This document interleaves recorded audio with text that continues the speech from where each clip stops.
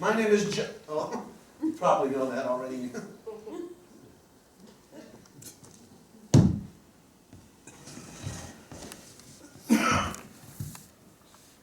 Well, shouldn't I first tell you what about my...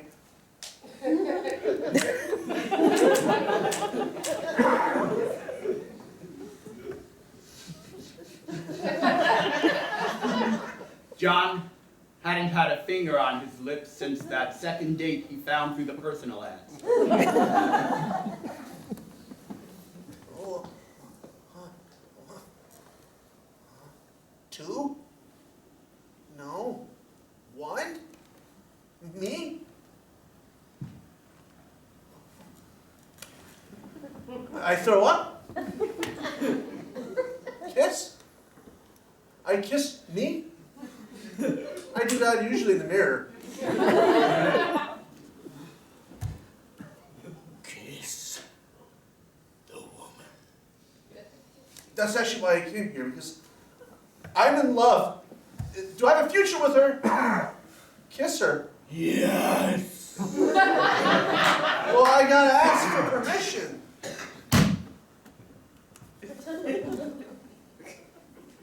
Kiss the woman.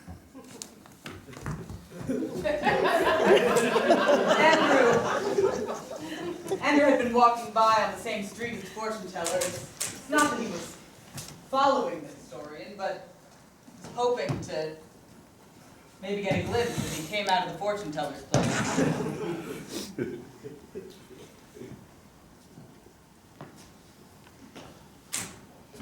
Oh.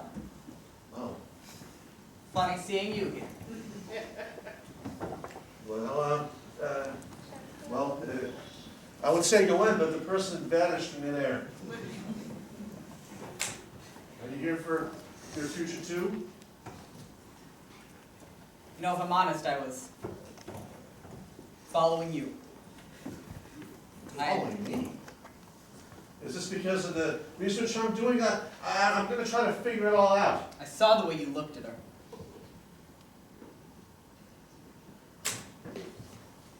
You know, Yeah. I've known Clarissa since we were 5 years old.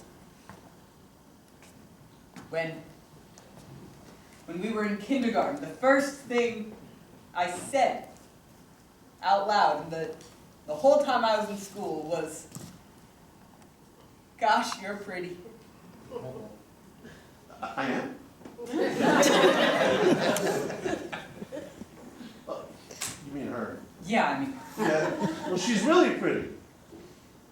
I haven't seen anyone more beautiful ever.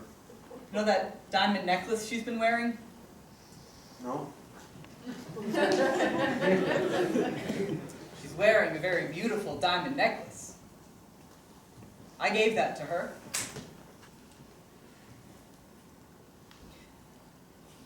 Why didn't you give her a diamond ring?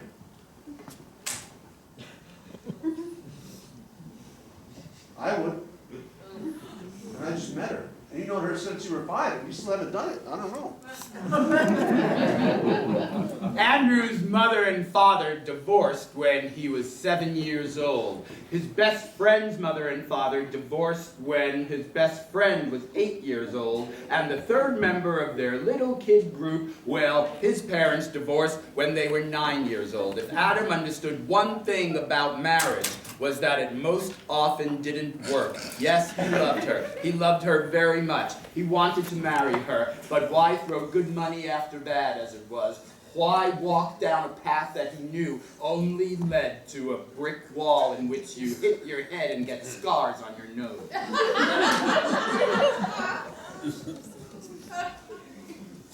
I'm scared, Mr. Temple. And I think I'm man enough to admit it, I'm scared. I love her with all my heart, and if I've learned anything, if Andrew here has learned anything, it's that marriage kills a relationship. And I just don't want to do anything that's going to make her go away. Listen, I'm a historian. Have you heard of Epictetus. No. Well, he was an ancient philosopher. 50 BC. He has a beautiful quote about love. If thy heart be cowered beneath the crashing waves of darkness of fear, then the only light that you'll ever see is your own reflection of regret.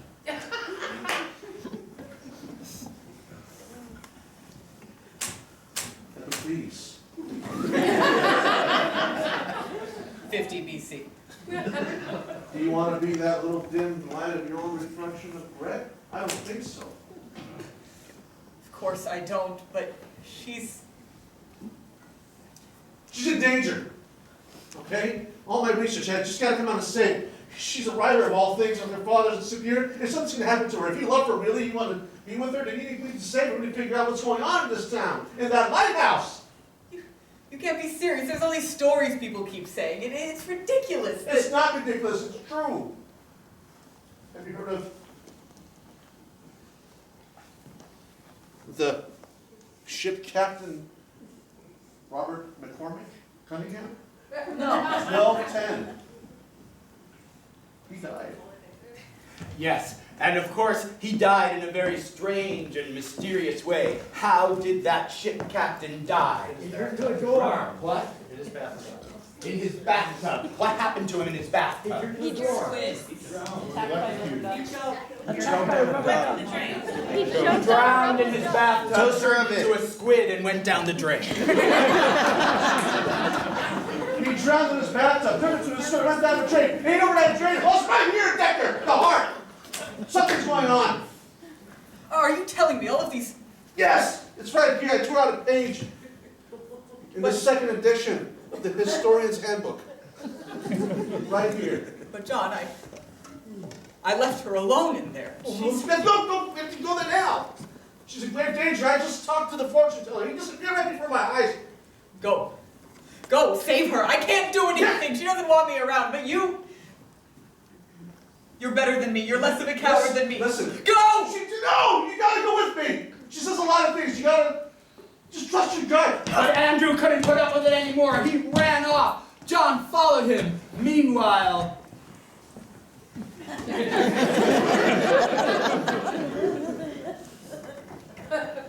in the grotto, the three hatched a plan. Mostly just the two, but David held the shrimp in his hand.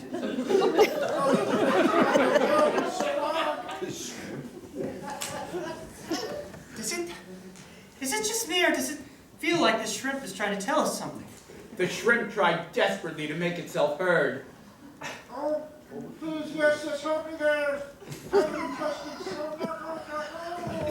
But it sounded like nonsense, and they gave up. That's usually how these conversations go with us. Shannon, so you've been down here for decades and decades. I don't even know where to start for how to get out of here. My only thought is for us to try to convince Lois. I love her, Lois. I should probably be a distraction for her.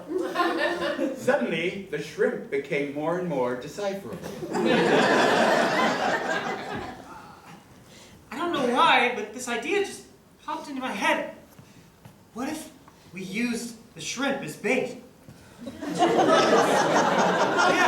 Choice of words, but I see your point. We gotta lure Loris down here and make her get us out. Yes. Okay. Does she come at any specific time? She usually comes around this time of day. She brings the food over. Okay. I might hear her.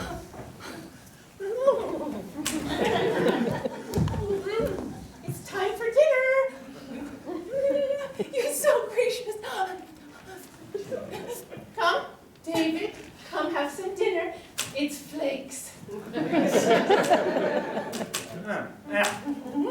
You're so beautiful after all these years. You haven't aged a day. Suddenly, like Like a jumping bean, the shrimp leapt, flipped, and jumped onto Lois's shoulder.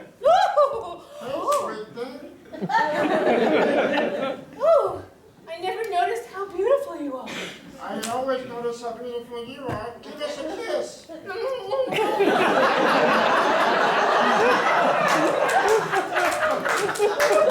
never knew. Shrimp. That gets me hot. I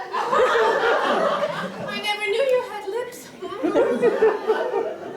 Oh, we need to have a private moment alone, making sweet love. Don't judge me by my size. David, Shannon, you'll excuse us. Lois went to the upper grotto. I'm a jumbo shrimp.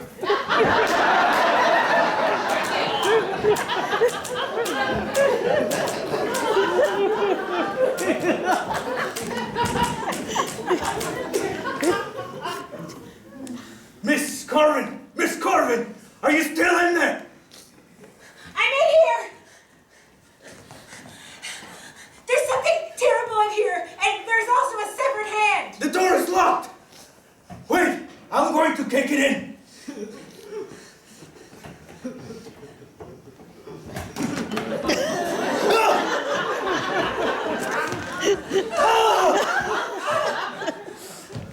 There was this fish woman. She was kind of hot. I don't know how to feel about it. Your father talked about a hot woman, too. What was her name? She said her name was Lois. Greta? No, Lois. That's what it was. Lois. He mentioned that he felt bad for loving her. That he had responsibilities at home, but he couldn't help but fall for someone else. My God, the waitress, that waitress in the diner. And then he lost his mind. She said the manuscript is hers. And that if we took it, she would kill me or do something terrible. And then she threw that hand at me. I recognize this hand. What? Yes, he recognizes that hand. Whose hand is it? The shrimp. In there. The grandfather. Grandfather shrimp. His father.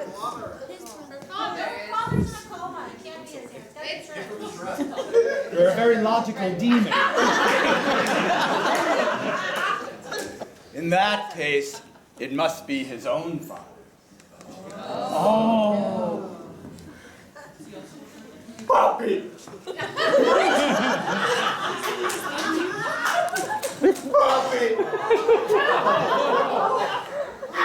That's your father's hand? Aw, I really don't want to go near that, but... Poppy! What happened to him? You know, aside from a lighthouse, take care. My Poppy and his Poppy, they were also writers.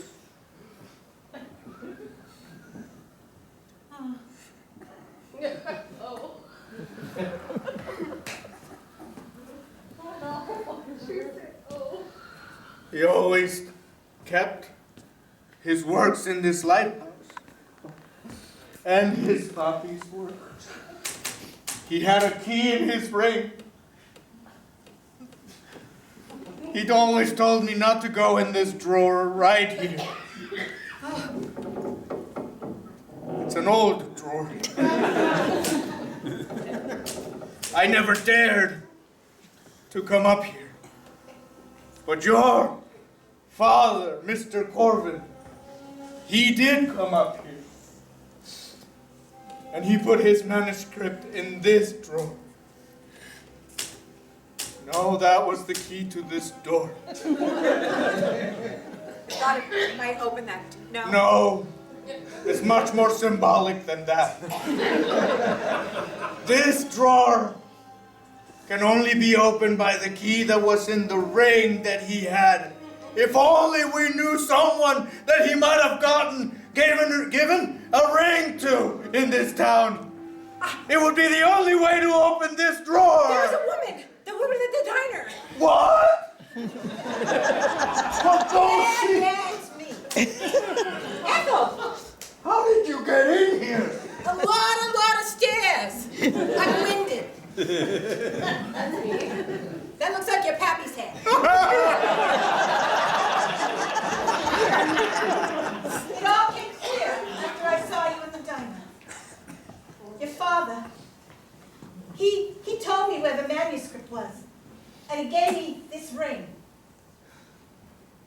But there's someone else in his life, I could tell. He wasn't dead. He had gone to the siren. The siren? She's now my mortal enemy. She thinks the manuscript is hers, but it is mine. It's not any of yours, it's my father's. And your father was mine. You stole my daddy. You're the problem. You're the problem. You're the reason why he wasn't around all the time for me. You say he said all these nice things about me, but you were just taking all of his time. All of these years I've blamed myself. It was you. It was you. Well, you can't blame him. Who could resist this? Give me that ring. No. We are in love. I loved him. I really did. And we were gonna be together, he said. And you were gonna be my baby. You were gonna be my I would never be your baby. The scent of bourbon wafted into